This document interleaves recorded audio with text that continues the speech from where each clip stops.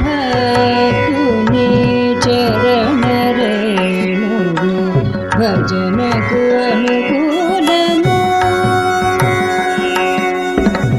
పరమసిద్ధియగు భక్తుని సేవ భక్తిలతకు నిజమూలము.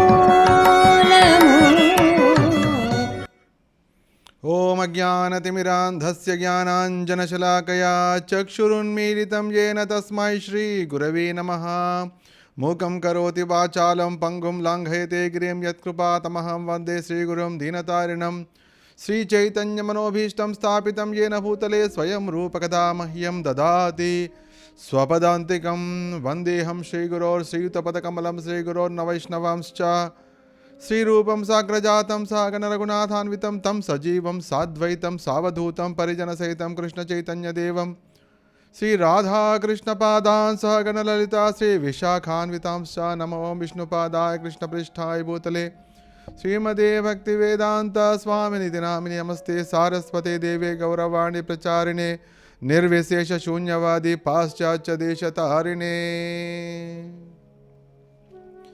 అపూర్వ కృష్ణ భక్తుల కథలు అనే ఈ అద్భుతమైనటువంటి కార్యక్రమానికి భాగవత బంధువులందరికీ ప్రేమపూర్వకమైన ఆహ్వానం, హృదయపూర్వకమైన ఆహ్వానం. ఈ అపూర్వ కృష్ణ భక్తుల కథలు అనే శీర్షిక కింద మనం శ్రీ చైతన్య మహాప్రభుల వారి కథను వినడం ప్రారంభించాం.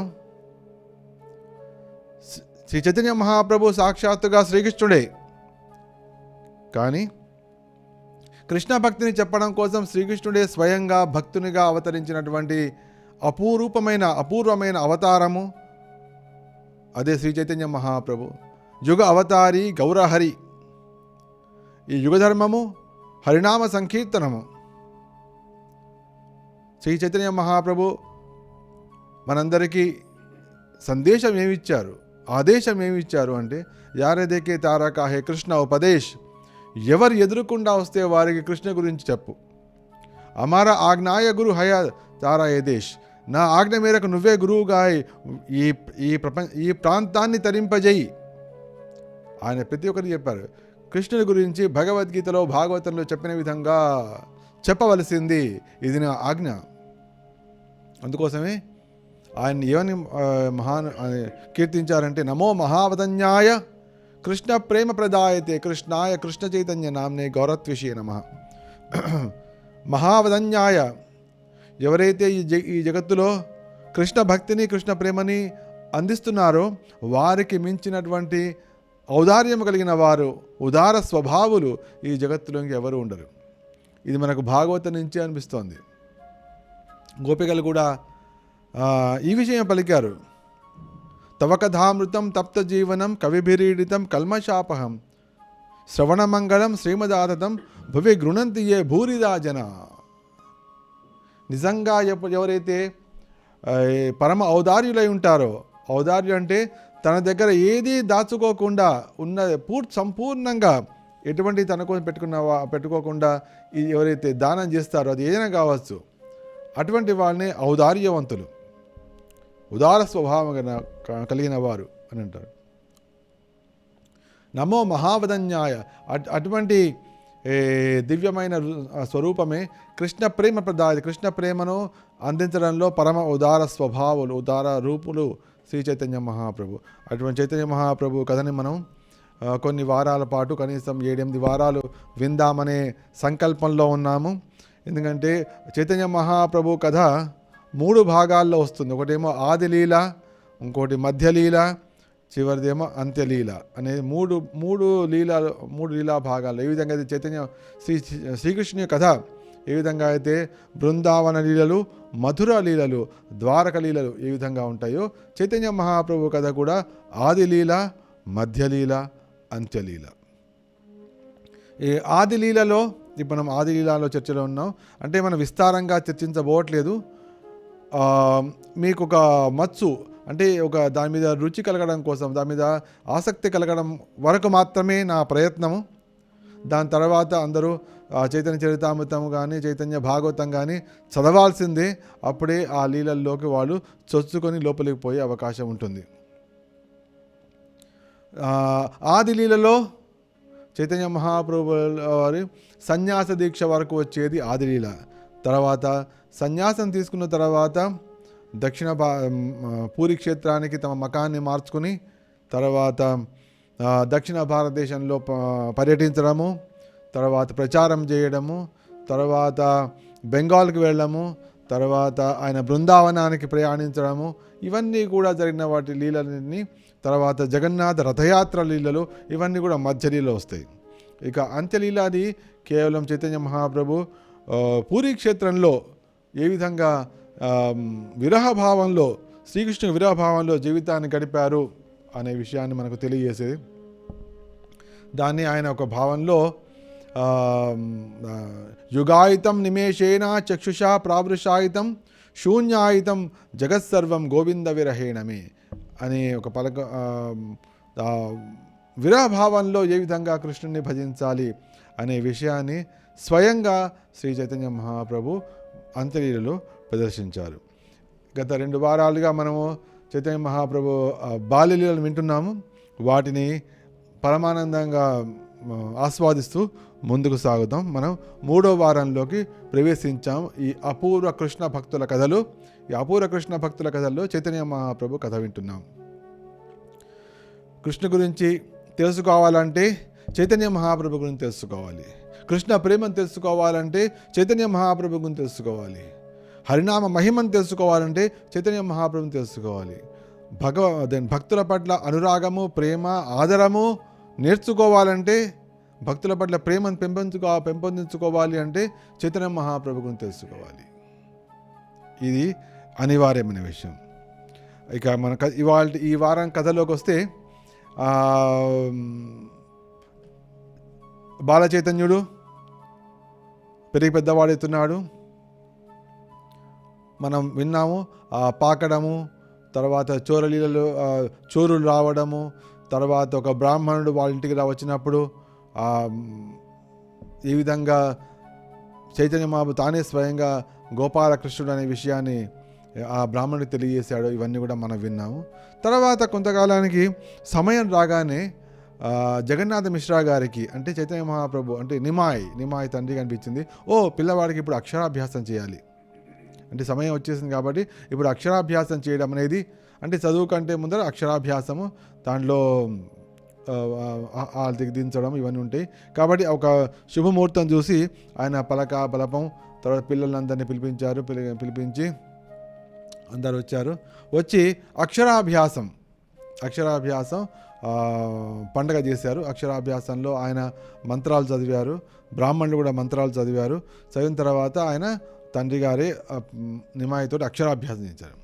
ఎప్పుడైతే అక్షరాభ్యాసం చేశారో అక్షరాలు నేర్పించడం మొదలుపెట్టారు. దానిలో ఇవన్నీ నేర్పిస్తున్నారు.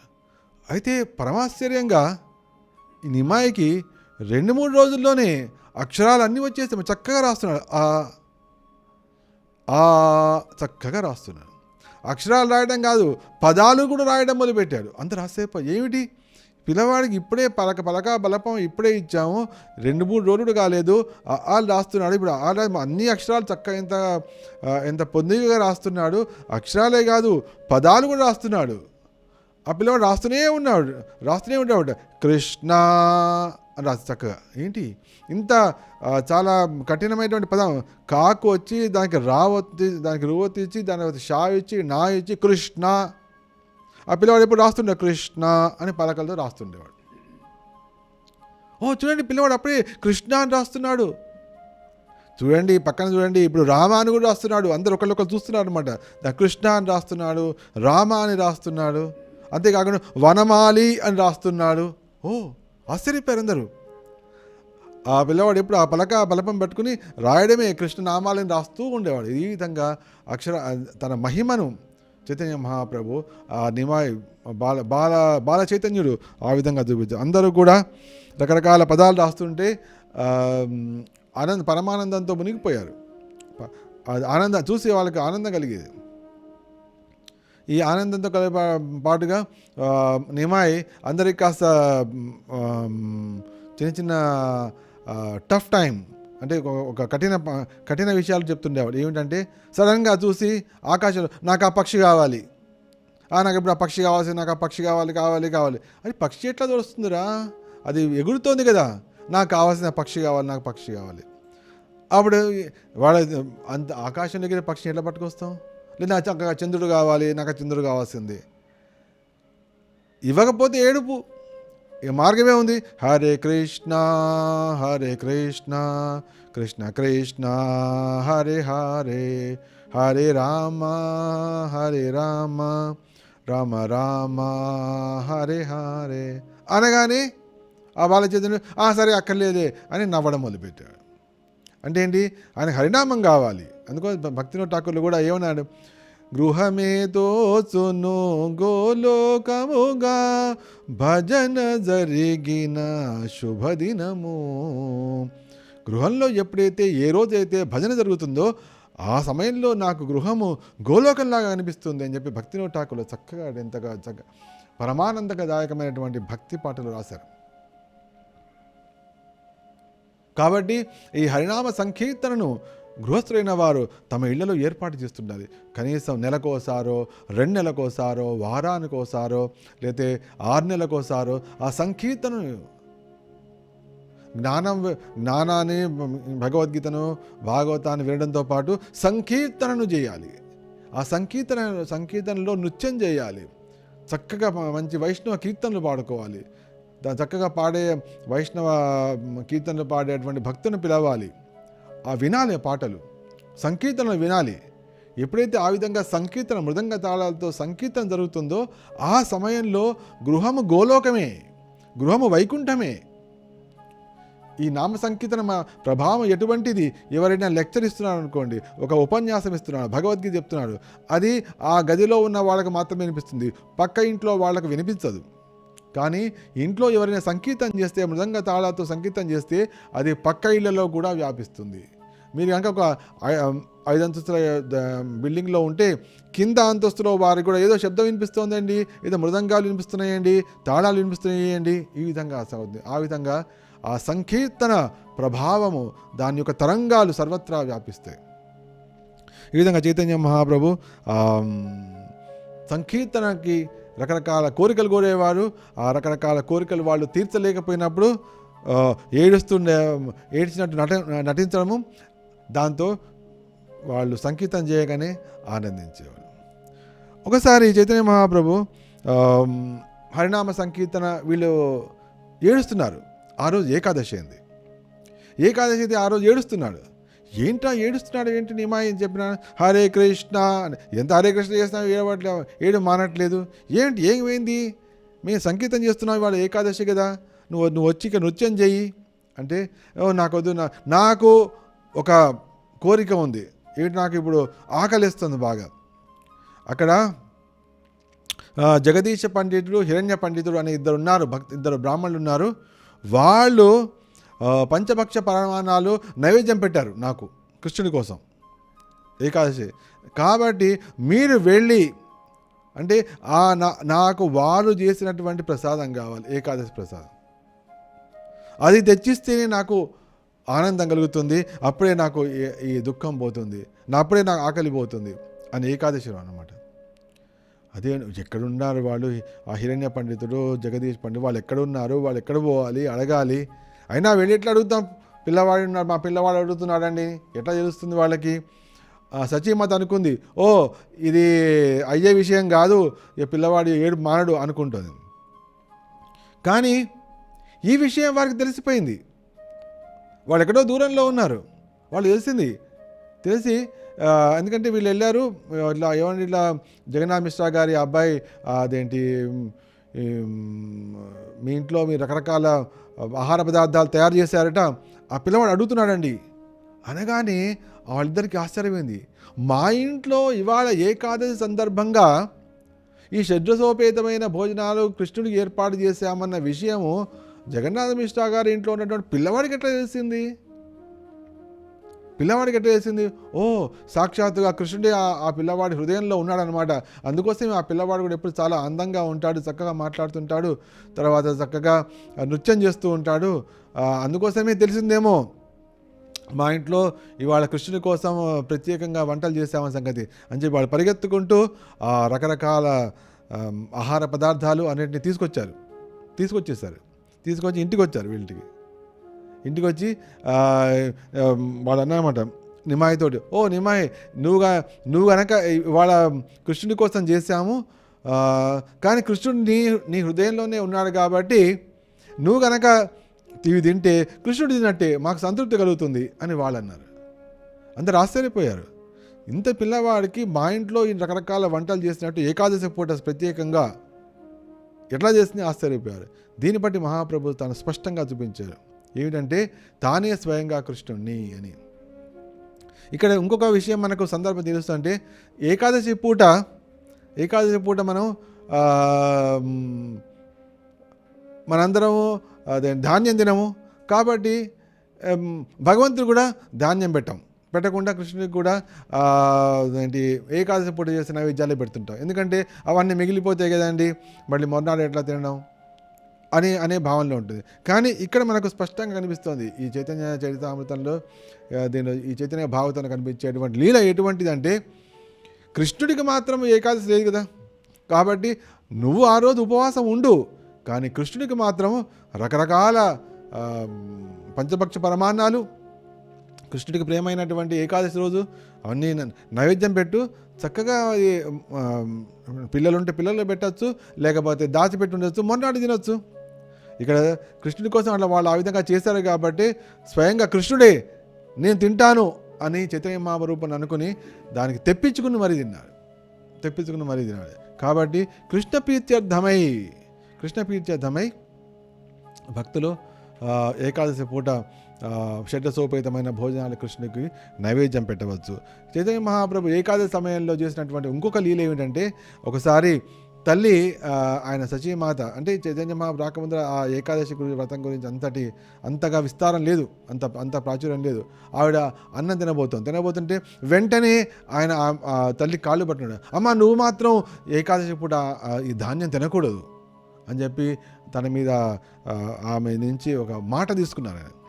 ఈ విధంగా చైతన్య మహాప్రభు స్పష్టంగా చూపించంటే, భక్తి మార్గంలో ఉన్న వాళ్ళు మాత్రము ఏకాదశి పూట ధాన్యం తినకూడదు, కానీ కృష్ణునికి మాత్రము షడ్రసోపేతమైనటువంటి భోజనాలు ఏర్పాటు చేయాలి. తద్వారా వాళ్ళ భక్తి ఇనుమడిస్తుంది. ఎందుకంటే భక్తి జనని ఏకాదశి వ్రతమును సావధానముగా చేసేదను. ఏకాదశి వ్రతం ఏది ఉందో దాన్ని సావధానంగా చేయాలి. భక్తిని ఠాకులు అంటున్నారు, ఏమన్నారు, భక్తి జనని ఏకాదశి వ్రతమును సావధానముగా చేసేదను. సావధానంగా చేయాలి, ఎందుకంటే ఇది భక్తి జనని, ఏకాదశి అనేది భక్తి జనని కాబట్టి సావధానంగా చేయాలి. ఇది కృష్ణుడికి ప్రియమైంది అని చక్కగా తెలుసుకుని చేయాలి. ఏకాదశి పూట భాగవతాన్ని వినడం ద్వారా శృణ్వన్ ఆయుష్యవాన్ భవేత్, ఇది ఆయుష్ పెరుగుతుంది, సమస్త పాపాలు నశిస్తాయి, కృష్ణ ప్రేమ కలుగుతుంది అనేటువంటి సంపూర్ణ అవగాహనతోటి ఆ ఏకాదశి వ్రతాన్ని చేయాలి. అందుకోసం ఏకాదశి పూట ఎక్కువ మాలలు జపం చేయడము, ఉపవాసం ఉండడము, పళ్ళతో కానీ పాలతో కానీ ఉపవాసం ఉండడము, తర్వాత వ్రతం అంటే తపస్సు చేయాలి. ఏకాదశి పూట ముఖ్యంగా తపస్సు చేయడం అనేది ఏకాదశి యొక్క ప్రత్యేకత. ఏకాదశి పూట మనం భోగాలకు దూరంగా ఉండి తపస్సులో ఉండడం అనేది ఏకాదశి యొక్క ముఖ్య ప్రయోజనము. ఈ విధంగా చైతన్య మహాప్రభు ఏకాదశి మహిమను చాలా స్పష్టంగా అందరికీ తెలియజేశారు. అందుకో తర్వాత ఇంకా పెద్దగా అయిన తర్వాత వేరే ఇళ్ళకి వెళ్ళాము, ఇవన్నీ కూడా మనం విన్నాము. ఇంకా పెద్దగా అయిన తర్వాత నిమాయ్ బాలచంద్రుడు గంగా నదికి వెళ్ళడం మొదలుపెట్టాడు. ఎవరైతే మాయాపూర్ వెళ్ళారో వారికి స్పష్టంగా కనిపిస్తుంది గంగా నది అక్కడ అట్లా చక్కగా ప్రవహిస్తుంటుంది. నిమాయ్ పొద్దునే గంగానదికి వెళ్ళడం ప్రారంభించాడు. అయితే గంగానది వెళ్ళడంతో పాటు అక్కడ అందరికీ కూడా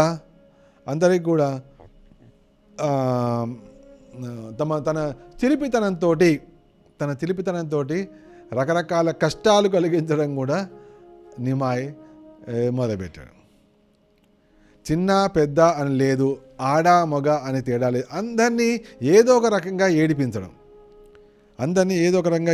దాంట్లో గృహస్థులు ఉన్నారు, కాషాయగట్టు సాధువులు ఉన్నారు, ఆడపిల్లలు ఉన్నారు, స్త్రీలు ఉన్నారు, బ్రాహ్మణులు ఉన్నారు, వివిధ రకరకాల వాళ్ళు ఉన్నారు. అందరినీ వారికి తగ్గ రీతిగా మహాప్రభు దాని నిమాయి ఏడిపించడం మొదలుపెట్టాడు. అయితే వాళ్ళు మొదట్లో సహించారు. ఎందుకంటే జగన్నాథ్ మిశ్రా గారి పిల్లవాడు సచీమాత, ఆవిడెంత గొప్పది. ఆవిడ సాక్షాత్తుగా నీలాంబర్ చక్రవర్తి గారి కూతురు కాబట్టి అందరూ సర్దుకుపోయేవాళ్ళు. ఆయన శ్రోత్రియ బ్రాహ్మణుడు, తర్వాత నిష్ఠాపరుడు, ధర్మపరుడు కాబట్టి అది కాకుండా లేక ఈ పిల్లవాడికి పుట్టాడని వాళ్ళు ఓర్చుకునేవాళ్ళు. కానీ ఆ పిల్లవాడి ఆగడాలు మరీ పెరిగిపోయేటప్పటికీ ఒకరోజు చాలామంది కలిసి జగన్నాథ్ మిశ్రా గారి ఇంటికి వచ్చారు. అయితే అదే సమయంలో ఎప్పుడైతే దాంట్లో చాలామంది బ్రాహ్మణులు, కాషాయగట్ట ఉన్న వాళ్ళు అందరూ వచ్చి జగన్నాథ్ మిశ్రా గారితో ఫిర్యాదు చేయడానికి వచ్చారు. అదే సమయంలో ఆడపిల్లలు వెళ్ళి అంటే వాళ్ళని కూడా నిమాయి ఏడిపించడం, గేలి చేయడం, వాళ్ళతో తుంటరి పనులు చేయడం ఈ విధంగా చేస్తున్నారు. కాబట్టి వాళ్ళందరేమో ఇంట్లోకి వెళ్ళి సచీమాతతోటి వాళ్ళు ఫిర్యాదు చేయబడి ఇద్దరు కూడా అనుకోకుండా తెలియకుండానే ఒకే రోజు వెళ్ళారు. ఒక సంభాషణ ఏమో ఇంటి బయట జరుగుతోంది, ఒక సంభాషణ ఏమో ఇంటి లోపల జరుగుతోంది. ఇంటి లోపల వెళ్ళిన వాళ్ళేమో ఆడపిల్లలు, ఇంటి బయట ఉన్న వాళ్ళేమో బ్రాహ్మణులు, తర్వాత సాధువులు. వాళ్ళు ఏమన్నారంటే, అయ్యా మిశ్రా గారు, మీ అబ్బాయి తుంటరితనాన్ని మేము భరించలేకపోతున్నాము, మేము చెప్పొద్దనే అనుకున్నాము, కానీ ఎంతకాలం ఓపిక పడతాను చెప్పండి, ఎంతకాలం సహిస్తాను చెప్పండి. కాబట్టి ఆ అబ్బాయి గురించి నిర్మోహమాటంగా ఇవాళ జరిగిన విషయాలు, మేము ఎప్పుడో జరిగిన విషయం కాదు, ఇవాళే జరిగిన విషయాలు ఇవన్నీ, ఇవాళ జరిగింది మీకు చెప్పడానికి వచ్చామండి అన్నారు. మీ అబ్బాయి ఏం చేస్తాడు తెలుసా అని చెప్పారు. మరి ఒకరు చెప్పి, మేమేమో స్నానం చేసి వచ్చి బట్టలు మార్చుకొని కాస్త సంధ్యావందనం చేస్తాం, ధ్యానంలో కూర్చోగానే ఈ పిల్లవాడు ఏం చేస్తున్నాడు, మీ పిల్లవాడు నీళ్లు మేము కళ్ళు పూసుకొని మొహం మీద నీళ్లు చల్లుతాడు. మేము మొత్తం ఆ ధ్యానం నుంచి బయటకు వస్తున్నాం. అంటే మా ధ్యానం అంటే ఏంటి, వీడు ఏం చేస్తాడో ఈ పిల్లవాడు మేము కళ్ళు మూసుకోవాలంటే భయం వేస్తోంది. కళ్ళు మూసుకుంటామంటే ఏం చేస్తాడో, నీళ్లు పోస్తాడో ఇంకేం పోస్తాడో, నీళ్లు వెళ్తున్నాడు మా మొహం మీద, దాంతో మా ధ్యానం మొత్తం చెదిరిపోతుంది. అంతేకాకుండా మమ్మల్ని అంటున్నాడు, ధ్యానం ఏంటి కలియుగంలో, ధ్యానం చేయడం కాదు, హరినామ సంకీర్తన చేయాలి అని మాకే చెప్తున్నాడు. ఇది పరిస్థితి. తర్వాత అని చెప్పాడు. ఇంకో ఆయన వచ్చాడు, చూడండి నేను గంగానదిలోకి వెళ్ళి బయటకు వచ్చిన తర్వాత ఆ శివలింగం మీద నేను అభిషేకం చేస్తుంటే పరిగెత్తుకుంటూ వచ్చి ఆ శివలింగాన్ని ఎత్తుకుని పారిపోతున్నాడు. ఎప్పుడో మా తాతల కాలం నాటి వచ్చి ఆ శివలింగం ఆ పిల్లవాడి ఎంత పరిగెత్తలేక నాకు నా తల ప్రాణం తోకదాకా వచ్చింది. ఇది పరిస్థితి. మేము చెప్పొద్దు అనుకుంటున్నాం, కానీ మితిమీరిపోతుందండి అని ఇంకోళ్ళు చెప్తున్నారు. తర్వాత ఇంకో ఆయన వచ్చి, నేను ఇక్కడ విష్ణు సాలగ్రామశిలకు పూజ చేద్దామని నేను అన్ని ఏర్పాట్లు చేసుకున్నా, స్నానం చేసి వచ్చేటప్పటికల్లా ఏముంది, ఆ గట్టు మీద పూలు అన్నీ తీసిపడేసి ఏదైతే నేను నైవేద్యం కోసం తెచ్చాము ఆ నైవేద్యం మొత్తం తానే తిని, ఇప్పటికి అయిపోయిందిలే పూజ, నువ్వేదో చేద్దాం అనుకుంటావు, నేనే ఆరగించేశాను అని చెప్పి మరీ నవ్వి వెళ్ళిపోతున్నాడు అని చెప్పి ఇంకో బ్రాహ్మణుడు, నేను ఆ గంగానదిలో ఒడ్డున మొలలోతులో నిలబడి గాయత్రి జపం చేస్తుంటే మెల్లగా వెనక నుంచి వచ్చి నా కాలు పట్టి లాగాను, టక్కని పడిపోయా, నీళ్ళలో పడిపోయా. ఇటువంటి పరిస్థితుల్లో మేము పూర్వం హాయిగా గంగానదికి వెళ్ళాలనుకుంటే ప్రశాంతంగా ఉండేది. ఇప్పుడు మాకు గంగానదికి వెళ్ళాలంటే భయం వేస్తోంది, గంగానదికి వెళ్ళాలంటేనే భయం వేస్తుంది. చూడండి మా పరిస్థితి ఇది. కాబట్టి మీరే ఏదో చేసి మీ పిల్లవాడిని అదుపులో పెట్టుకోండి. ఎందుకంటే మీరేం పెద్దవారు, మేము దండించలేం కదా, అదే చిన్నపిల్లవాడు కాబట్టి ఈ విధంగా మేము మమ్మల్ని అందరూ ఏడిపిస్తున్నాడండి, మీరు చేయాలని చెప్పి వాళ్ళు అన్నారు. ఇంత లోపల సచీమాత దగ్గరికి వెళ్ళిన ఆడపిల్లలు వాళ్ళు కూడా ఈ రకమైనటువంటి, అమ్మ చూడండి మేము ఆడపిల్లలము, పెళ్ళి కావాల్సిన వాళ్ళం, అందుకోసం మేము ఏదో వ్రతం చేద్దాం అనుకుని అన్ని పెట్టుకునేటప్పటికి ఈ నిమాయి వచ్చి అన్నిటినీ ఆ వ్రతాన్ని పెట్టవలసినటువంటి పూలు పళ్ళు అన్నిటిగా తీసి పడేస్తున్నాడు. అంతేకాకుండా మేమేదో సర్ది చెప్పబోంటే మా ముఖం మీద నీళ్లు చల్లి నవ్వుతున్నాడు. ఏదో మేము విన్నాం పూర్వకాలంలో కృష్ణుడు ఈ విధంగా చేశాడట అని మేము విన్నాం, కానీ ఇప్పుడు సాక్షాత్గా మాకు అనిపిస్తోంది. మేము బట్టలు పెడితే మా బట్ట ఎత్తుకుపోతున్నాడు.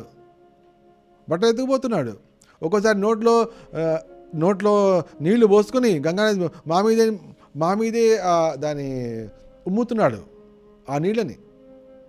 ఈ విధంగా ఉంది. కాబట్టి నిజంగా కనుక ఈ పిల్లవాడు చేసే ఆగడాలను మేము వెళ్ళి మా ఇంట్లో వాళ్ళకి కనుక చెప్తే వాళ్ళందరూ వచ్చి మీ ఇంటి మీద పడతారు. ఇంకా మేము అక్కడి దాకా రానివ్వలేదు. నేరుగా పొద్దున ఏం జరిగిందో సంఘటనలు అదే సంఘటనలు వచ్చి మీకు చెప్తున్నాం. ఇది ఇవాళే కాలేదు, రోజు అయ్యే సంఘటనే. మేము చెప్తే ఇప్పటికి ఎప్పుడో గొడవలు అయ్యేవి ఇంట్లో, కానీ అట్లా మొత్తం ఊరంతా గొడవ అవుతుందని చెప్పి నేను డైరెక్ట్గా వస్తున్నా అని చెప్పి అనగానే అప్పుడు సచీమాత వాళ్ళని ఓదార్చింది. అమ్మాయిలు మీరేం భయపడకండి, బాధపడకండి, నేను పిల్లవాడికి ఇప్పుడే చెప్తాను. వాడు ఇప్పుడే వెళ్ళాడు ఎక్కడికో, గంగనాథ్కి ఇటు వెళ్ళాడు, స్కూల్కి వెళ్ళాడు. వచ్చిన తర్వాత నేను అన్నీ ఏర్పాటు చేస్తా, మీరేమో భయపడకండి అన్నాడు. అనగానే వాళ్ళందరూ మొత్తానికి వెళ్ళిపోయారు. అంటే నిజానికి ఈ ఆడపిల్లలకు కానీ ఈ పెద్దవాళ్ళకి కానీ నిమాయి అంటే చాలా ఇష్టం. సాక్షాత్తుగా ద్వాపరయుగంలో ఈ విధంగా అందరూ చాడీలు చెప్పడానికి వచ్చేవాళ్ళు. ఆ చాడీలు చెప్పడం కూడా ఎందుకు వచ్చేవాళ్ళు? కృష్ణుని చూడడానికి అవకాశం వస్తుంది అని చెప్పి చాడీలు చెప్పడానికి వచ్చేవాళ్ళు. అది వాళ్ళ పరిస్థితి. ఇక్కడ కూడా అంతే. వీళ్ళు నిమాయి అంటే చాలా ఇష్టం. నిమాయి ఆ విధంగా తమను గీరే చేయడం, తమను ఆట పట్టించడం వాళ్ళకి ఇష్టమే, కానీ పైకి అన్నమాట ఆ విధంగా వాళ్ళు చేస్తున్నారు. తర్వాత వాళ్ళు ఏం చేశారు, ఈ పెద్దవాళ్ళందరూ ఈ విధంగా తండ్రి దగ్గర ఫిర్యాదు చేసి గంగానదికి మళ్ళీ వెళ్ళారు. గంగానదికి వెళ్ళిన తర్వాత వెళ్ళి వాళ్ళు నిమాయితోనే చెప్పేశారు డైరెక్ట్గా, నిమాయి చూసావా, మేము వెళ్ళి మీ నాన్నగారితో ఫిర్యాదు చేసాం, జాగ్రత్త, మీ నాన్నగారు సిద్ధంగా ఉన్నారు అని చెప్పి మొట్టమొదటి ఆ పిల్లవాడికి కాస్త అందించారనమాట. ఎందుకంటే తెలియకుండా వెళ్తే సడన్గా ఆయన ఏమైనా అంటారేమో, కాబట్టి పిల్లవాడు రెడీగా ఉంటే మంచిదని చెప్పి, ఎందుకంటే వాళ్ళ మనసులో అదే ఉంది అనే భావనలో, అందుకే పిల్లవాడికి మొట్టమొదటి వాడిని తయారు చేయడం కోసం అనే ఉద్దేశంతో వాళ్ళు చెప్పారు. చెప్పిన తర్వాత అప్పుడు నిమాయి అనుకున్నాడు అనమాట, ఓహో ఆ విధంగా ఉందా అని చెప్పి తన స్నేహితుడు ఉన్నారు అక్కడ, ఆ స్నేహితుడు చెప్పాడు, ఇప్పుడు నాన్నగారు వస్తే చెప్పండి, ఈ నిమాయి గంగానది దగ్గర రాలేదు, నేరుగా స్కూల్ నుంచి ఇంటికి వెళ్ళిపోయాడు అని చెప్పండి అన్నాడు. అనుకున్నట్టుగానే కాసేపటికల్లా జగన్నాథ్ మిశ్రా గారు గంగానది ఒడ్డుకు వచ్చారు. ఎప్పుడైతే గంగానది దగ్గరికి ఒడ్డుకు వచ్చారో అక్కడ ఈ బ్రాహ్మణులందరూ కనిపించారు. ఎవరైతే ఇంటికి వచ్చి ఫిర్యాదు చేశారో అప్పుడు వాళ్ళకి అనిపించింది, ఏమిటి ఈయన డైరెక్ట్గా గంగానది దగ్గరికి వచ్చేసారు అంటే పిల్లవాడి కోసం వెతుకుతున్నారేమో, పిల్లవాడిని పట్టుకుంటారేమో, ఆ నిమాయిని ఏమైనా అంటారేమో, కొడతారేమో, తిడతారేమో అని వాళ్ళు కూడా భయం వేసి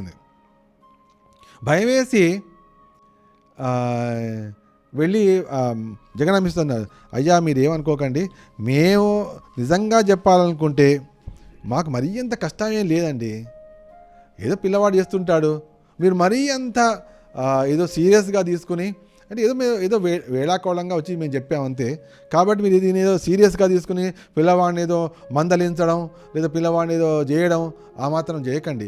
నిజంగా నిమాయి వచ్చినప్పటి నుంచి నిమాయి మమ్మల్ని చూడడము, ఎవరినైతే గేలి చేస్తాడో, ఎవరినైతే ఆట పట్టిస్తాడో వాళ్ళ ఇంట్లో సమస్త దుఃఖాలు పోతున్నాయి, సమస్త కష్టాలు పోతున్నాయి.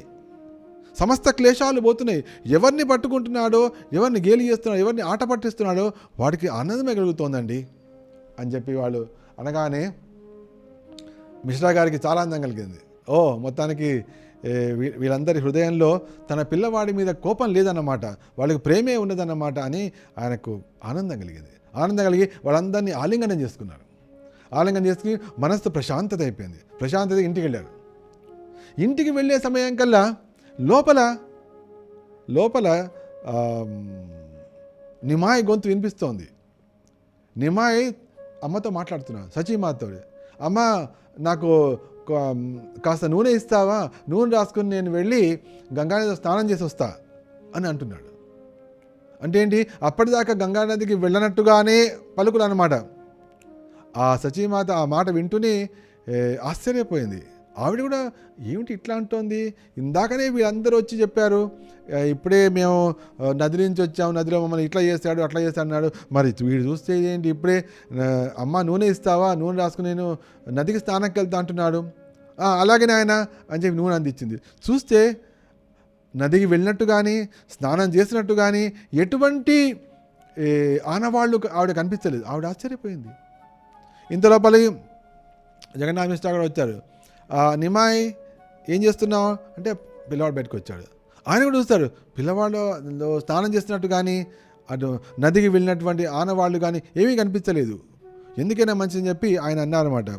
నాయన చూడు, చాలామంది ఇట్లా ఫిర్యాదులు చేస్తున్నారు నీ గురించి, కాబట్టి నువ్వు జాగ్రత్తగా ఉండు, అటువంటి పనులు చేయకు అన్నారు.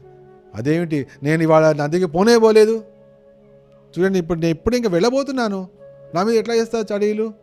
నిజంగా కనుక వాళ్ళు ఆ విధంగా కనుక మళ్ళీ చెప్పినట్టు చేస్తే ఏదైతే నేను చేస్తున్నా అని చెప్పారో నేను చేయట్లేదు, నిజంగానే చేసి చూపిస్తా వాళ్ళకి, అప్పుడు కానీ వాళ్ళ బుద్ధి రాదు అనేటప్పటికీ వీళ్ళు ఆశ్చర్యపోయారు. సచీమాతను జగన్నాథ మిశ్రా ఇద్దరు కూడా ఆశ్చర్యపోయారు. ఈ నిమాయి సామాన్య బాలుడు కాడు, సాక్షాత్తుగా శ్రీకృష్ణుడే తమ పుత్రునిగా జన్మించాడేమో, లేదా మహాపురుషుడు ఎవరైనా జన్మించారేమో ఈ విధంగా అని వాళ్ళు ఆ విధంగా అనుకున్నారు. ఈ విధంగా నిమాయ్ ఎవరికి భయపడలేదు, ఎవరికి భయపడేవాడు కాదు. కానీ తన అన్నయ్య పెద్దవాడు, చాలా పెద్దవాడు. నిమాయ చాలా చిన్న పిల్లవాడు. అన్నయ్య పెద్దవాడు, విశ్వరూపుడు ముందు మాత్రము చాలా వినమ్రంగా ఉంటాడు. అన్నయ్య అంటూ చాలా వినమ్రంగా ఉంటాడు. విశ్వరూపుడు ఆయన మొదటి నుంచి కూడా విశ్వరూపుడు చాలా భక్తిపరాయణుడు. విశ్వరూపుడు ఎంతటి భక్తిపరాయణుడు అంటే వైరాగ్య సంపన్నుడు, హృదయం మొత్తం వైరాగ్యంతో నిండినటువంటి వాడు విశ్వరూపుడు యొక్క మహిమ చాలా గొప్పది వస్తుంది. ఎందుకంటే అనేక మంది సంతానం తర్వాత, అనేక మంది ఆడపిల్లలు పుట్టిపోయిన తర్వాత పుట్టినటువంటి మొదటి పుత్రుడే ఆ విశ్వరూపుడు కొద్దిగా పెద్దగా అంటే ఏంటి, దాదాపు పెళ్ళిడు వరకు వచ్చేసింది. ఆ సమయంలో నిమాయ్ ఈ జగన్నాథ మిశ్రా దంపతులకు జన్మించారు. సో ఈ విశ్వరూపుడు చాలా గంభీరంగా ఉండేవాడు, నిరంతరము భక్తి కార్యక్రమాల్లో తత్వ విచారణలో ఉండేవాడు, నామజపంలో ఉండేవాడు, ధ్యానంలో ఉండేవాడు. అయితే ఇది జగన్నాథ మిశ్రా గారి ఇంటి నుంచి అద్వైతాచార్యులు చాలా దగ్గరలోనే ఉంటుంది. ఇప్పటికి కూడా మనం చూడొచ్చు అద్వైతాచార్యుల ఇల్లు, తర్వాత జగన్నాథ మిశ్రా గారి ఇల్లు కూడా చాలా దగ్గరలో ఉంటుంది. అయితే ఎప్పుడూ కూడా ఈ పొద్దున కాగానే ఈ విశ్వరూపుడు అద్వైతాచార్యుల ఇంటికి వెళ్ళేవాడు. అద్వైతాచార్యులు వెళ్ళినప్పుడు ఆ అద్వైతాచార్యులతో కలిసి శాస్త్ర చర్చ చేస్తుండేవాడు. ఇద్దరూ కలిసి భగవన్నామ గురించి చర్చించేవారు, శాస్త్ర చర్చ చేస్తుండేవాడు.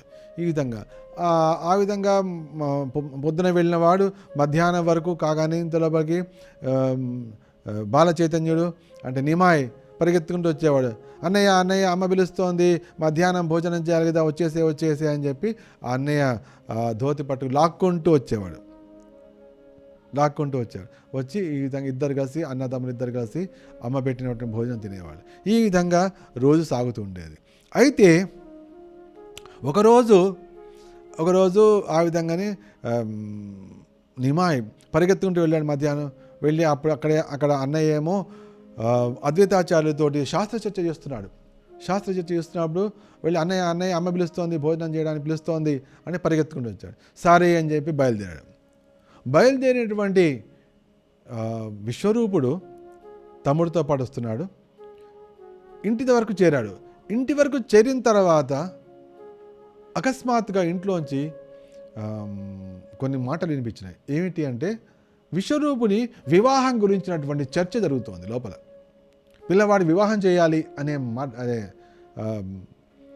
అది కనిపిస్తగానే ఒక రకమైన నిర్వేదం హృదయంలో ఆవహించింది. ఇంట్లో ప్రవేశించకుండా వెనక్కి వెళ్ళిపోయాడు విశ్వరూపుడు. అయితే వెనక్కి వెళ్ళింది అద్వైతాచార్యుల ఇంటికి కాదు, అక్కడి ఇంటి నుంచే వెళ్ళిపోయి నేరుగా వెళ్ళి అంటే ఏంటి, వివాహానికి యోగ్యుడైనంతటి యువకుడు ఇంటి నుంచి వెనుదిరిగాడు.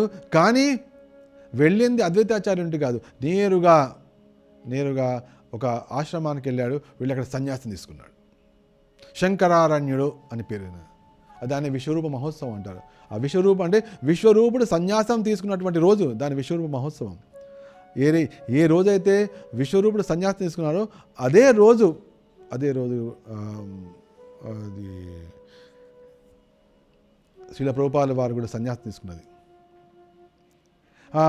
ఆ విధంగా తమ కొడుకు పెద్దవాడైన విశ్వరూపుడు వెళ్ళి సన్యాసుల్లో కలిసిపోయాడు అనే వార్త చేరగానే అది ఒక పిడుగుపాటులాగా అనిపించింది. పిడుగుపాటులాగా జగన్నాథ మిశ్రా శచి దంపతులకు అదొక పిడుగుపాటులాగా అనిపించింది. వాళ్ళు ఆశ్చర్యపోయారు.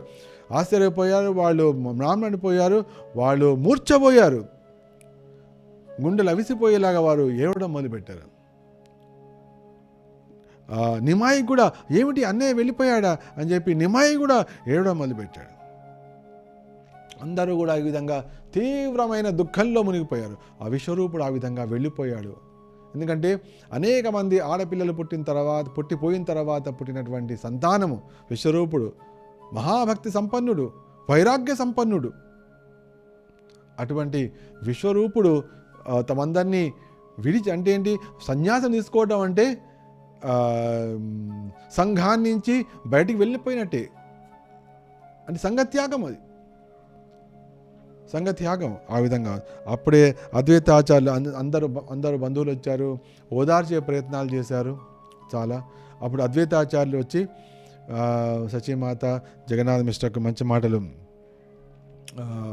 మాటలు చెప్పడంతో కొంత సమయానికి వాళ్ళు ఊరడిల్లారు. అయితే ఎప్పుడైతే విశ్వరూపుడు ఆ విధంగా వెళ్ళాడో అప్పటి నుంచి బాలచైతన్య నిమాయిలో తీవ్రమైన మార్పు వచ్చింది. తుంటడితనం పూర్తిగా మానేశాడు. తుంటడితనం పూర్తిగా మానేసి మంచి బాలునిలాగా ఆయన మునబట్టాడు. కేవలం ఇప్పుడు వేరే పనే లేదు, కేవలం చదువుకోవడమే. ఆ విధంగా చేయడం మొదలుపెట్టాడు. అయితే ఎప్పుడైతే ఆ పిల్లవాడు అంత శ్రద్ధగా అంటే ఏం చేసేవాడు, స్కూల్ నుంచి రావడం, స్కూల్ నుంచి కూర్చోవడము, తర్వాత అక్కడ ఉన్నటువంటి విష్ణుమూర్తికి తులసీ దళాలు అర్పించడము, వెళ్ళి తన పుస్తకాలు తీసి చదువుకోవడం, ఇంతే. ఆ పిల్లవాడి యొక్క వినమ్ర భావం, ఇప్పటిదాకా అందరినీ గేలి చేసేవాడు, అందరినీ ఆట పట్టించేవాడు, ఇంత చక్కటి పిల్లవాడిగా మారిపోయాడే. నిజంగా శచీమాత జగన్నాథ మిశ్ర విద్య కూడా చాలా ధన్యయులు అని వాళ్ళు అనుకునేవాళ్ళు. అయితే పిల్లవాడు మరీ చదువులో శ్రద్ధ చూసేటప్పటికీ జగన్నాథ మిశ్రకు భయం కూడా వేసింది. గార్బేజ్. అయితే పిల్లవాడి చూసి భయం వేసింది. ఎందుకు భయం వేసిందంటే, ఈ పిల్లవాడు మరీ చదువుకుంటే, మరీ జ్ఞానవంతుడైతే, మరీ వైరాగ్యం గలవాడైతే మళ్ళీ అన్నయ్యలాగానే ఈ పిల్లవాడు కూడా సన్యాసం తీసుకుని వెళ్ళిపోతాడేమో. ఈ పిల్లవాడు కూడా వెళ్ళిపోతే తమను రక్షించేవాడు, తమను చూసేవాడు ఎవరూ ఉండరు అనే భయంతో జగన్నాథ మిశ్ర పిల్లవాడిని చదువు మానిపించేశాడు. చదువు మానిపించాడు. చదువు మానిపించేటప్పటికల్లా చైతన్య మహాప్రభు చాలా కోపం వచ్చింది. నేరుగా వెళ్ళి ఆ చెత్త కుప్ప ఉంది, ఆ చెత్త కుప్ప మీద కూర్చున్నాడు. గార్బేజ్ అక్కడ అన్నీ, అంటే పూర్వకాలం అంటే ముఖ్యంగా బెంగాల్లో అక్కడైతే అన్నీ కూడా మట్టి కుండల్లో వంటలు వండేవాళ్ళు. మట్టి కుండల్లోనే ఇప్పటికి కూడా జగన్నాథ పూరి జగన్నాథ క్షేత్రంలో మట్టి కుండల్లోనే వంటలు ఆ విధంగా ఉంటుంది. కాబట్టి ఓసారి మట్టి కుండలో వండిన తర్వాత ఆ కుండల్ని పడేసేవాళ్ళు అంతే. మళ్ళీ వాడిని కడిగి పెట్టుకోవడం, ఎందుకంటే మట్టి కుండలే కదా. అయితే ఆ విధంగా ఏదైతే వంట వాడిన తర్వాత పడేసే కుండలన్నీ పడేసే స్థలంలో వెళ్ళి కూర్చున్నా చైతన్య మహాప్రభు. ఆ బాల చైతన్యుడు కూర్చున్నా అనమాట. నన్ను కనుక చదివించకపోతే నేను ఇక్కడే కూర్చుంటా, ఈ చెత్తకుప్ప మీద కూర్చుంటా. ఎందుకంటే చదువు లేని వాడేంది చెత్తకుప్పతో సమానం, జీవితం చెత్తకుప్పతో సమానం అయిపోతుంది అని చెప్పాను. అని చెప్పేటప్పటికల్లా సచీమాతకి జగన్నాథ మిస్టర్కి భయం వేసి, ఇదేమిటి ఈ పిల్లవాడు వచ్చి ఈ చెత్తకుప్పలో కూర్చున్నాడు అంటే తన యొక్క నిరసనని మహాప్రభు ఆ విధంగా ప్రదర్శించారు. అంటే ఏంటి, నన్ను చదువుకోనియరా, నేను చదువుకోకపోతే నేను ఇక్కడి నుంచి నేను రాని రాను అని చెప్పేటప్పటికీ ఆయనకు చేసేది లేక మళ్ళీ పిల్లవాడిని మళ్ళీ పాఠశాలలో చేర్పించడం జరిగింది. ఈ విధంగా ఒకసారి జగన్నాథ మిశ్రా వచ్చి ఇంటికి ఇంట్లో ఉన్నారు.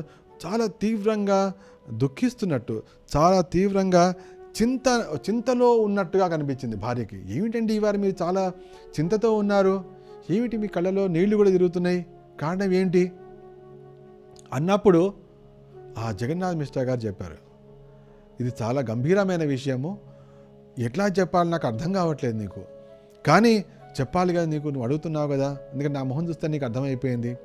నాకు ఒక కళ వచ్చింది. ఏమిటి ఆ కళ అంటే, ఆ కళలో నిమాయ్ సన్యాసం తీసుకున్నట్టు కనిపించింది. కాషాయ వస్త్రాలు కట్టుకున్నాడు, పిలక కూడా లేదు, మొత్తం శిరోముండనం ఉంది, కాషాయ వస్త్రాలు కట్టుకున్నాడు. తర్వాత నవ్వుతున్నాడు, ఏడుస్తున్నాడు, నృత్యం చేస్తున్నాడు, కృష్ణనామ సంకీర్తన చేస్తున్నాడు.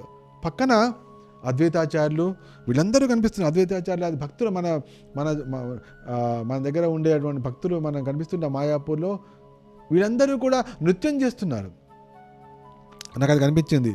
కాసేపటి తర్వాత చూస్తే మన నిమాయ్ అనంతశేషుడి మీద కూర్చున్నట్టు కూడా కనిపించింది నాకు. అనంతశేషుడి మీద కూర్చున్న కనిపిస్తోంది. తర్వాత బ్రహ్మ, శివుడు, అనంతశేషుడు అందరూ కూడా జై సచీనందన అందరూ కీర్తిస్తున్నారు, నృత్యం చేస్తున్నారు, వందలాది మంది, వేలాది మంది. నేను ఆశ్చర్యపోయాను. తర్వాత ఆ విధంగా వేలాది మంది ఉన్నప్పుడు మన నిమాయ్ నేరుగా నీలాచలానికి వెళ్ళినట్టు కనిపించింది. ఈ కళను చూసినప్పుడు నాకు చాలా భయం వేస్తోంది. ఏం జరగబోతోంది అంటే, నిమాయ్ మనల్ని విడిచిపెట్టి వెళ్ళబోతున్నాడా, మళ్ళీ ఆ అన్నయ్య పట్టిన మార్గాన్ని వెళ్ళబోతున్నాడా, మనల్ని ఒంటరిగా చేసి వెళ్ళబోతున్నాడా, ఇదే నాకు భయం వేస్తోంది. అందుకోసం నేను దుఃఖాన్ని, భయాన్ని ఆపుకోలేకపోతున్నాను సచి అని ఆవిడ భార్యతో అన్నప్పుడు ఆవిడ ధైర్యం చెప్పింది భర్తకి. ఏమిటండి మీరు అట్లా ఆ విధంగా అనుకుంటున్నారు, అది అట్లా ఎప్పటికి కాదు, నిమాయ్ చాలా మంచి పిల్లవాడు, మంచిగా చూసారా, చక్కగా చదువుకుంటాడు, ఇప్పుడు అసలే పూర్వం అట్లా ఉండేవాడు, కానీ ఇప్పుడైతే మంచివాడైపోయాడు, చదువుకుంటున్నాడు, మన వినమ్రంగా అయ్యాడు, చదువుకుంటాను మొండి కూడా వేశాడు. కాబట్టి ఇవన్నీ మీకు అపోహలు మాత్రమే, నిమాయ్ ఎప్పటికీ అట్లా చేయడు, నిమాయ్ మన వెంటే ఉంటాడు. ఇప్పుడు ఈ నిమాయ్కి పుస్తకాలు తప్ప ఈ లోకమే తెలీదు. అటువంటి పిల్లవాడికి సన్యాసం ఏంటి, మీరు హాయిగా ఉండండి అని చెప్పి ఆవిడ ఊరడించే ప్రయత్నం చేసింది. ఆ విధంగా మొత్తానికి ఇద్దరు కూడా ఒంటరిగా ఉన్నప్పుడు నిమాయ్ ఈ విధంగా ఉండాలి, ఈ విధంగా వాళ్ళు ఒకళ్ళకొకళ్ళు చర్చించుకుంటూ కాలం గడుపుతుండేవాళ్ళు. కానీ కొంతకాలం అయ్యేటప్పటికీ అకస్మాత్తుగా, హఠాత్తుగా, తలంపుగా జగన్నాథ మిశ్రా గారు ఆయన ఈ జగత్తుని త్యజించి పరలోకానికి వెళ్ళిపోయారు. తలంపుగా వచ్చింది, అనూహ్యంగా వచ్చింది. జగన్నాథ మిశ్రా గారు పరలోక ప్రయాణమైంది. అది చాలా దుఃఖాన్ని కలిగజేసింది, సచీమాతకు అనంత దుఃఖాన్ని కలిగజేస్తుంది. ఇప్పుడు మిగిలింది ఎవరు, ఒకే ఒక్కడు నిమాయ్. నిమాయి ఒక్కడే మిగిలాడు. నిమాయి కూడా చాలా దుఃఖం వేసింది. ఓ, ఇంత ప్రేమగా చూసేటువంటి తండ్రి గారు లేరే అని చెప్పి నిమాయి కూడా చాలా, ఇంకా అప్పుడు ఆవిడ తన ప్రాణాలన్నీ కూడా నిమాయి మీదే పెట్టుకుంది. అది చాలా తీవ్రమైనటువంటి జీవితంలో ఒక సంఘటన జరిగింది. కానీ కాలం అన్నిటినీ సర్దిపుస్తుంటుంది, అవి సాగుతోంది. అది ఇంతలో నిమాయి కూడా పెరిగి పెద్దవాడయ్యాడు. తనే ఒక పాఠశాలను కూడా ప్రారంభించాడు. అయితే ఆవిడ చూసింది, శచీమా చూసింది, ఇప్పుడు ఇంట్లో ఎవరూ లేరు, ఇంట్లో నిమాయి ఒకడే ఉన్నాడు, ఆయన కూడా లేరు, కాబట్టి ఇంటికి కోడలు వస్తే బాగుంటుంది అని ఆవిడకు సంకల్పం కలిగింది. కాబట్టి అంటే అప్పుడు ఆ కాలంలో అంటే బాల్య వివాహాలు జరుగుతుండేవి. కాబట్టి నిమాయికి వివాహం చేద్దాం అనే సంకల్పం వచ్చింది ఆవిడకి. ఆ సంకల్పం వస్తూనే ఒక బ్రాహ్మణుడు వచ్చాడు ఇంటికి. అవును, ఇప్పుడు నిమాయికి మంచి సంబంధం చూడాలి, మ్యారేజ్ అనుకుంది అనమాట. అనుకోగానే ఒక బ్రాహ్మణుడు వచ్చాడు. ఆ బ్రాహ్మణుడి పేరు అంటే వనమాలి అనమాట. ఆ బ్రాహ్మణుడు ఇంటికి రాగానే ఆవిడనమాట, ఆ వనమాలి గారు మీ సమయానికి వచ్చారండి, మీరు మొత్తం మీకు ఈ మాయాపూర్ నవద్వీపంలో చుట్టుపక్కల గ్రామాలు అందరూ తెలుసు, మీకు అందరి ఇళ్ళ మీరు వెళ్తుంటారు, మా నిమాయికి చక్కటి కన్యను, శ్రోత్రియుల బ్రాహ్మణ కన్యను మీరు చూడాలండి అనగానే ఆయన అన్నాడు, సరిగ్గా ఈ విషయం గురించి మాట్లాడదామనే మీ ఇంటికి వచ్చానమ్మా అన్నాడు ఆయన. అదేవరు అంటే వల్లభాచార్యులు గారని ఒక ఆయన ఉన్నారు, ఆయనకు ఒక కూతురు ఉంది, ఆవిడ పేరు లక్ష్మీదేవి, సాక్షాత్తుగా లక్ష్మి ఆయన పేరు. కాబట్టి ఆవిడ ఆ అమ్మాయికి వివాహం చేద్దామని వల్లభాచార్యులు గారు అనుకుంటున్నారు. అయితే మీకు ఈ విషయం తెలియజేయండి అని చెప్పి ఆయన నన్ను మధ్యవర్తిగా పంపాడు. వస్తూనే మీరు కూడా అదే విషయాన్ని నన్ను అడిగారు. ఇదంతా భగవంతుని యొక్క సంకల్పము అని చెప్పి ఆ వనమాలేంటప్పటికీ సచీమాత హృదయం ఆనందంతో పరవశించింది. అయితే ఈ సంఘటన జరగడానికి ముందరే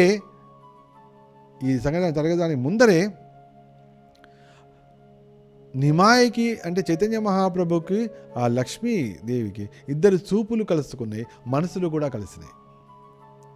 అప్పటి వరకు జరగనటువంటి సమాగమము ఆ ముందరి రోజే వారికి గంగా నది తీరంలో జరిగింది. నిమాయి అక్కడ వెళ్ళాడు. నిమాయికి వెళ్ళిన సమయంలోనే ఆ లక్ష్మీదేవి కూడా వచ్చింది. ఆవిడ ఇద్దరు చూపులు ఒకేసారి కలుసుకున్నాయి. ఆ మొదటి చూపులోనే వారిద్దరి హృదయాలు కూడా కలిసిపోయినాయి. అప్రయత్నంగానే ఆమె ఆ కన్య వంగి నిమాయికి నమస్కరించింది. ఆయన కూడా దీవించాడు. అంటే వాళ్ళది శాశ్వతమైన సంబంధం కాబట్టి మొదటి చూపులోనే ఇద్దరికి అర్థమైంది.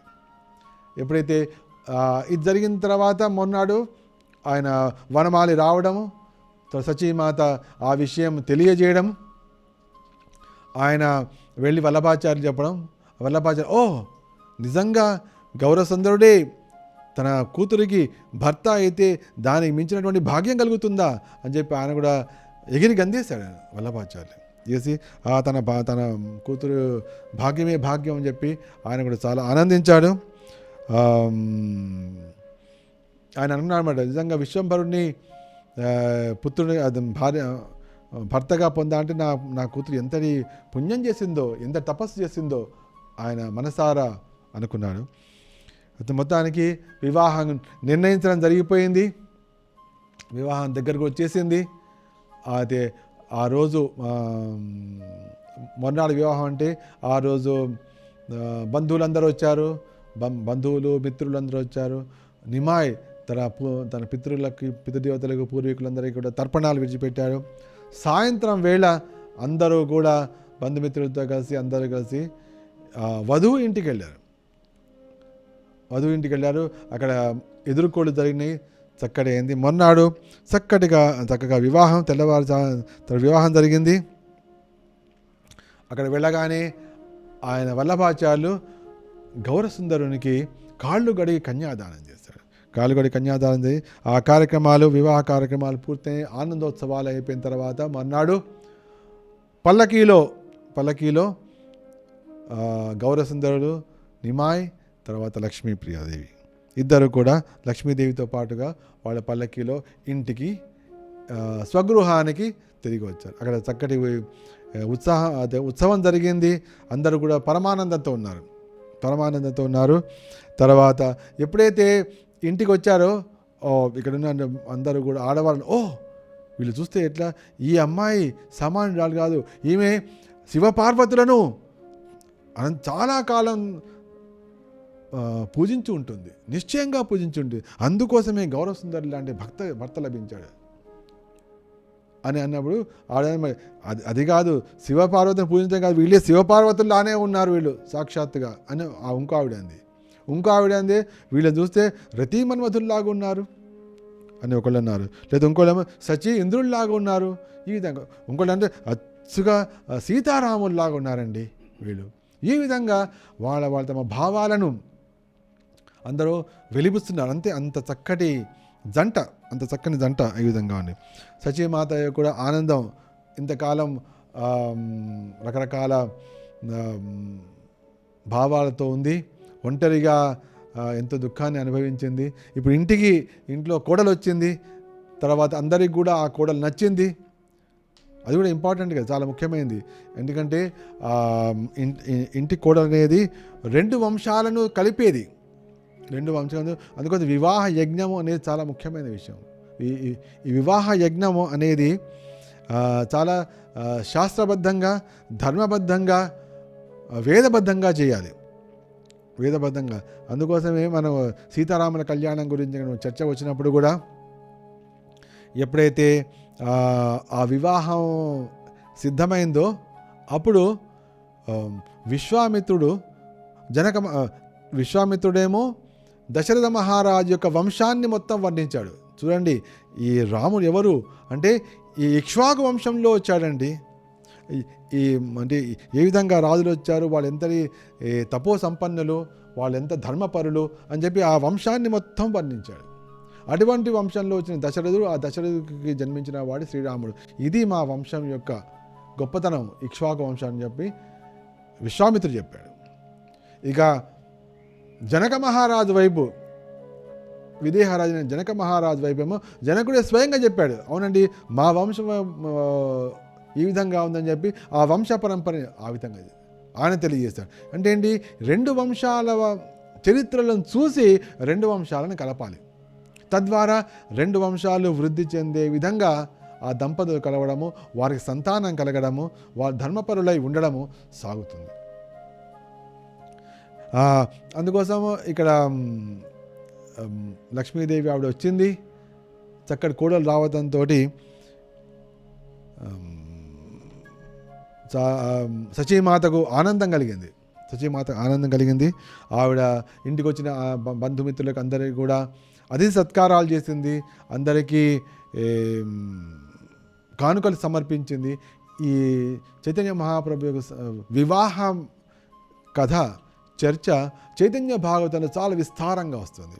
ఏమేం పండగలు చేశారు, ఎటువంటి ఉత్సవాలు చేశారు, దానికి ఎవరు అన్ని ఏర్పాట్లు చేశారు, దానికి ధనము కానీ ఇవన్నీ కూడా ఎవరు ఏర్పాట్లు చేశారు, ఈ విధంగా వివరాలు మొత్తం, ఏమేమి వంటకాలు చేశారు, అనే సంపూర్ణ వివరాలు మన చైతన్య భాగవతంలో వస్తుంది. అయితే చైతన్య భాగవతంలో చెప్పబడిన విషయాలను చైతన్య చరితామృతంలో కృష్ణదాస కవిరాజు కోసం చెప్పలేదు. ఎందుకంటే ఈ విషయాలన్నీ కూడా బృందావన్ దాస్ ఠాకూర్ చైతన్య భాగవతం చెప్పారు కాబట్టి అవే మళ్ళీ నేను చెప్తే ఈ పుస్తకం యొక్క వాల్యూమ్, దాని యొక్క సంపుటం, దాని బరువు పెరిగిపోతుంది అని చెప్పి దాన్ని ఎక్కువ వర్ణించలేదు ఆయన. ఇట్లా వివాహం జరిగింది అని మాత్రమే ఆయన వర్ణించారు. ఈ విధంగా ఎప్పుడైతే సచీమాత నిమాయి పక్కనే లక్ష్మీదేవి కూర్చుందో ఒక రకమైన వెలుగు కనిపించింది. ఇవి సాక్షాత్తుగా ఒక దేవకాంతయే అనే భావన సచీమాత కనిపించింది, ఒక వెలుగు. అంతేకాకుండా దివ్యమైన సుగంధం ఆ యొక్క నాసిక తగిలింది. ఈ విధంగా చైతన్య మహాప్రభు జరిగినటువంటి వివాహము సర్వత్రా మంగళాన్ని చేకూర్చింది, అందరికీ కూడా ఆనందాన్ని కలిగించింది. ఇక చదువు సాగుతోంది. చదువైన తర్వాత తనే ఒక పాఠశాలని నిమాయ్ తనే ఒక పాఠశాలని ప్రారంభించారు. చతుష్పాఠి ఒక పాఠశాలని చక్కటి కృష్ణుడి మీద కృష్ణుని యొక్క నామాలతోటి కృష్ణుని యొక్క పేరును ఉపయోగిస్తూ వ్యాకరణ అని చెప్పేవాడు. ఏ వ్యాకరణ శ్లోకాన్ని చెప్పాలన్నా వ్యాకరణం చెప్పాలన్నా, తర్వాత సంతులు కానీ సమాసాలు కానీ లేకపోతే ఏ చెప్పాలన్నా కూడా కృష్ణుడితోటి జోడించి పలికేవాడు చైతన్య మహాప్రభు. ఆ విధంగా సాగుతుండే. తర్వాత ఎంతటి విద్వత్సంపన్నుడే అంటే నిమాయిని వాదంలో ఓడించేవాడు ఒక వ్యక్తి కూడా కనిపిస్తలే. ఎవరు ఎదుర్కొంటూ వస్తారు పండితులాగా ఉంటే దాంతో శాస్త్ర చర్చ చేయడము, వాదన చేయడము, వాడిని ఓడించడం, ఇదే ఒక కార్యక్రమం లాగా అయిపోయింది. ఎదుర్కొన్న ఎవరు వస్తే చాలు వాళ్ళని వాదించడము, వాళ్ళని ఓడించడం. ఈ విధంగా చైతన్య మహాప్రభు అంటే నిమాయి ప్రతి ఒక్కరు అక్కడ మాయాపూర్లో నవద్వీపంలో ఒక తిరుగులేని నాయకుడిలాగా అయిపోయాడు. తిరుగులేని అయితే చిన్నప్పుడు చదువు చెప్పినటువంటి గంగాదాస్, ఆ గంగాదాస పండితుడు తప్ప, ఎందుకంటే గురువుగారు కదా, గురువుగారితో వాదించడం బాగుంని చెప్పి ఆ గంగాదాస పండితుడు తప్ప మిగతా అందరితో వాదించాడు, అందరినీ ఓదించాడు. ఇది పరిస్థితి. అయితే అందరికీ బాగా నచ్చింది. కానీ వైష్ణవులకు మాత్రం ఒక బాధ అనిపించింది. అవును, ఈ నిమాయి ఇంతటి పండితుడు కదా, ఎవరు కూడా అతన్ని ఎదురు పడడానికే భయపడుతున్నారు, కానీ ఇతనిలో భక్తి లోపించింది. కృష్ణ భక్తి లేదు. కృష్ణుని పట్ల కనుక నిజంగా ఆకర్షణ ఉంటే, కృష్ణుని పట్ల ఆకర్షణగా ఉంటే ఎంత చక్కగా ఉంటుంది కదా అని వాళ్ళకి అనిపించేది వైష్ణవులకి.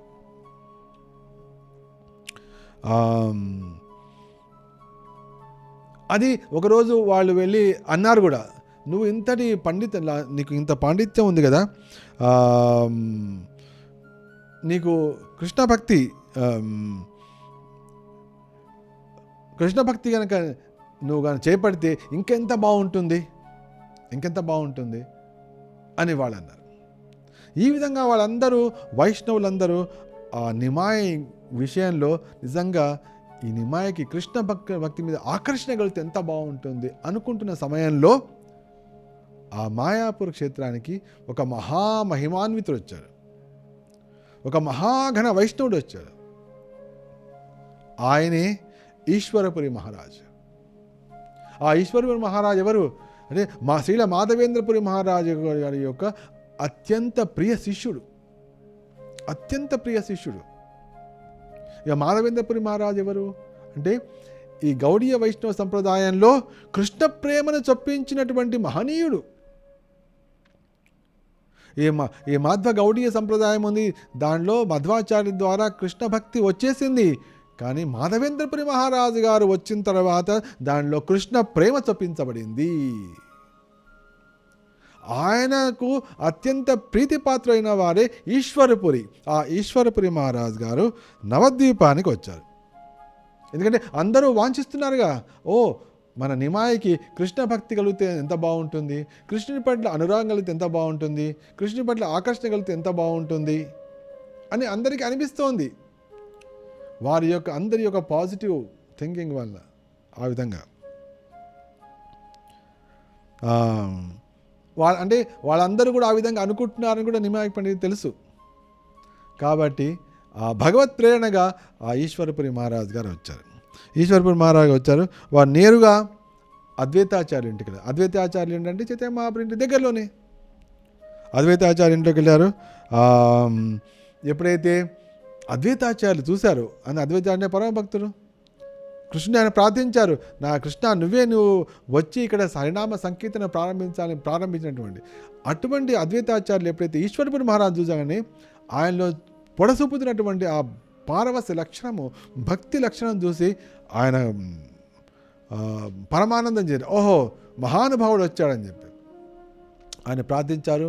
ఆయన ప్రార్థిస్తే అక్కడే అద్వైతాచార్యులతోనే దాదాపు 7 నెలల పాటు ఆ ఈశ్వరపురి మహారాజు ఆ నవద్వీపంలో ఉండిపోయారు, మాయాపూర్లో ఉండిపోయారు. ఆ ఈశ్వరపురి మహారాజు గారిని నిమాయి ప్రతిరోజు దర్శిస్తుండేవాడు. వారి సాంగత్యం వారికి చాలా పరమానందం కలిగింది. ఈ విధంగా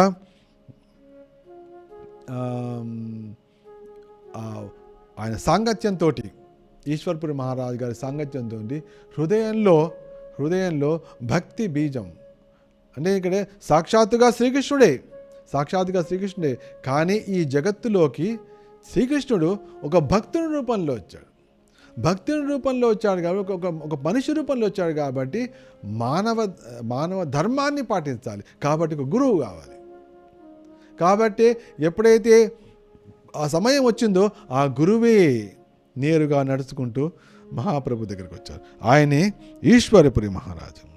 అయితే అందరు వైష్ణవులు కూడా తమ అభిలాషను, తమ ఆశీర్వాదాన్ని కూడా నిమాయికి అందించారు.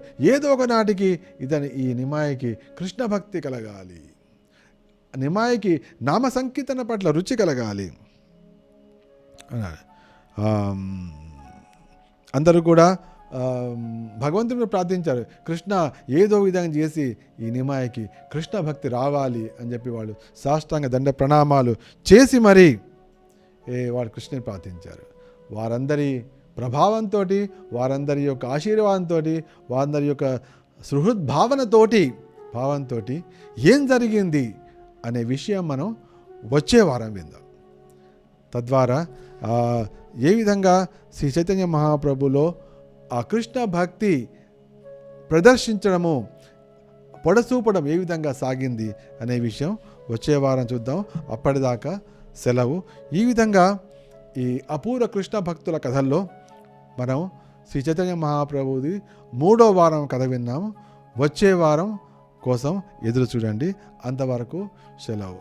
శ్రీమద్ భాగవత గ్రంథరాజుకి జై, భాగవతులందరికీ జై, శ్రీ చైతన్య మహాప్రభుకి జై.